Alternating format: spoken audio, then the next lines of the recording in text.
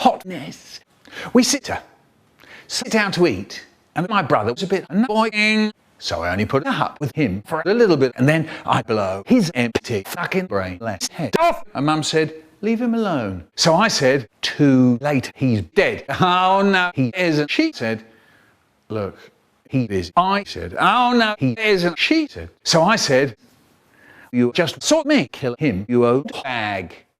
No, I didn't. What are you talking about? That wasn't even a sentence.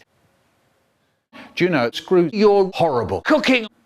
I'll have pizza instead. So I bought a pizza. I began to eat. Now, before you freak out, you should know that I eat pizza with a knife and fork, and off we go. No, wrong. That's an extremely bad way to eat pizza. Well, how would you eat it then? A bit like this. Will you keel over and go the fuck to bed? No, wrong. Blue. I can't get a moment's peace around here. Anyway, my mum says, once I'm through with you, you're going to be so disemboweled I couldn't serve you for dinner. Suddenly, my brother said, I don't want to eat up Michael. I said, I thought you were dead. I rushed over to my brother and he says, only thing that happened was I got a rotten headache. Brian, no, I blasted your head off with my trusty 6-shooter. You can't still be alive. So then I looked down, whereby I noticed my gun had turned into a seed.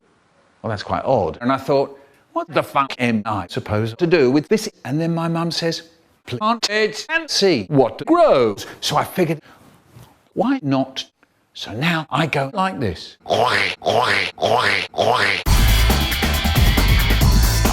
And when I'm with friends, I like to have Sex.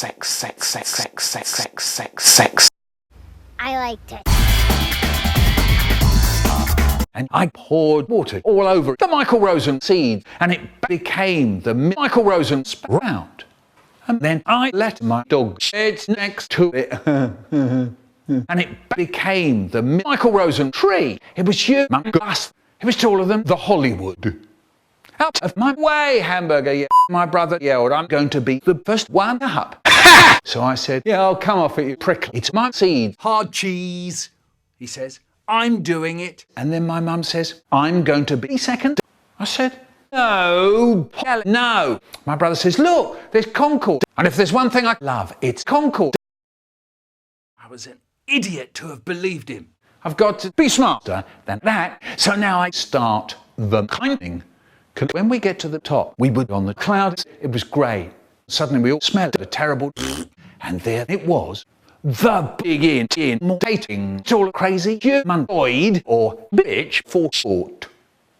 Would you believe it? My mum said, so we go, okay, mum, okay. Calm the fuck down.